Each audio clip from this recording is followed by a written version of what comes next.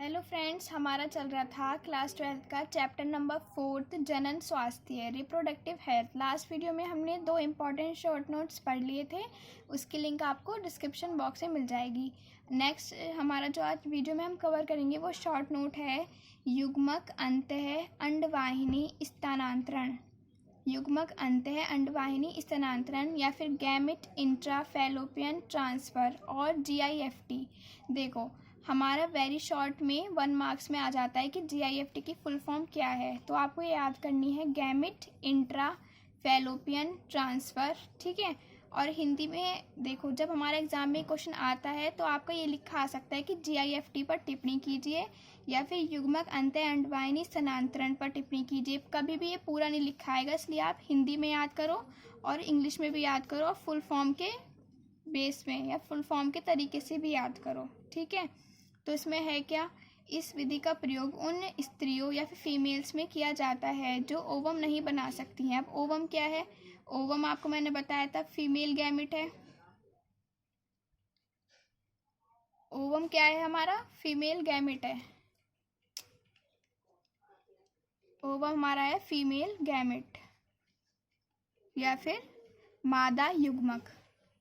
Ovum हमारा female gamete है जो ओवम नहीं बना सकती हैं। मतलब कुछ ऐसी लेडीज़ होती हैं जिनमें ओवम डेवलप नहीं होते या फिर नहीं बनते हैं, बना सकती, परंतु फर्टिलाइजेशन व आगे के परिवर्धन के लिए वातावरण दे सकती हैं। अब आपको मैंने फर्टिलाइजेशन स्टार्टिंग के 3 चैप्टर्स जो हैं, फर्स्ट चैप्टर, सेकंड और थर्ड, तीनों में फर्टिलाइजेशन अच्छे से समझाया हुआ है।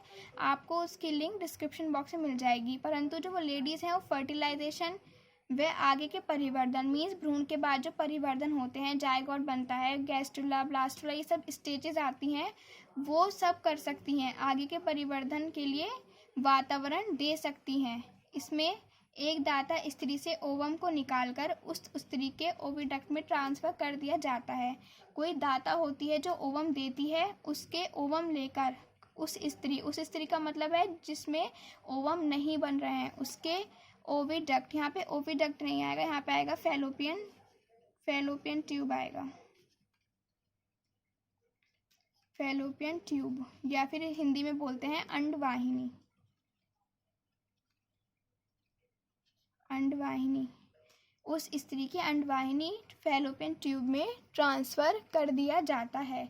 तो GIFT हमारा है क्या कि आपको शॉर्ट में याद रखना है कि ऐसी लेडीज़ जिनमें ओवम का निर्माण नहीं होता है, वे ओवम नहीं बना सकती हैं, लेकिन वो फर्टिलाइजेशन वे और जायगोट बनने के बाद के जो डेवलपमेंट है उन सब के लिए वातावरण दे सकती हैं।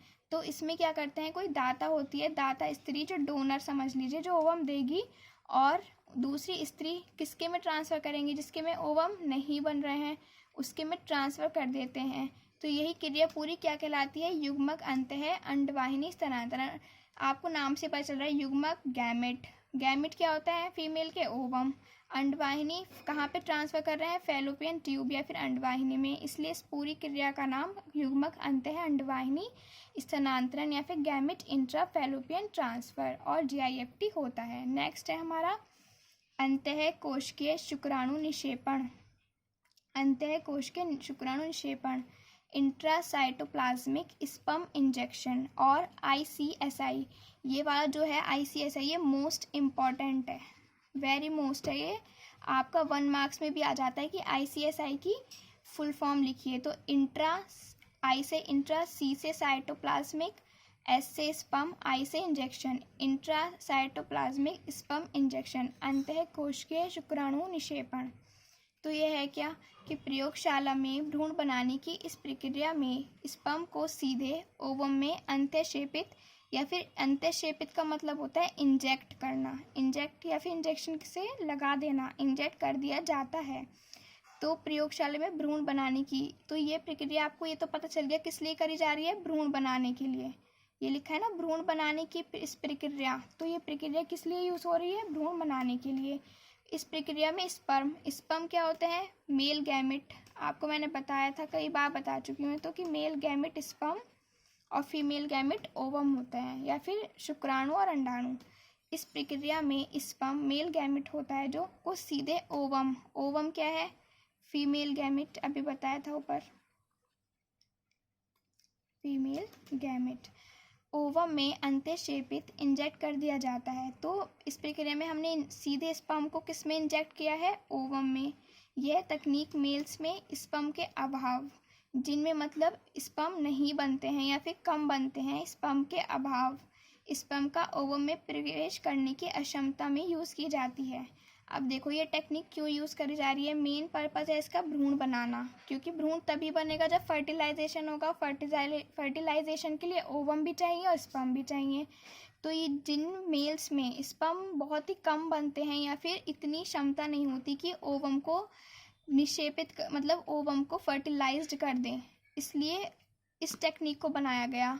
ठीक है, अक्षमता में यूज़ की जाती है। इस तकनीक का उपयोग सर्वप्रथम, ये आपको अंडरलाइन करना है, प्रथम बच्चे का जन्म, इस टेक्निक से बच्चे का जन्म हुआ था। प्रथम बच्चे का जन्म कौन से सन में हुआ था? 1992 में हुआ था। ये आपको अंडरलाइन करके आना है, बस रेड पेन से नहीं और ग्रीन पेन से नहीं, या तो ब्लैक पेन से इन्वर्टेड कॉमास में, वरना अदर पेन से। तो अंत्यकोश के शुक्राणु निक्षेपण क्या होता है?